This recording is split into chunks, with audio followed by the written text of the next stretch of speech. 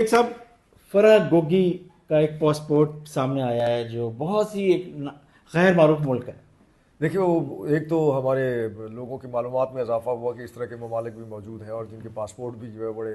کام کے ہوتے ہیں. لیکن اصل چیز یہ ہے کہ اس کو آپ فرح گوگی نہ کہیں، بلکہ اگر یہ کہیں زیادہ بہتر ہوگا کہ گوگی آپ جوگی،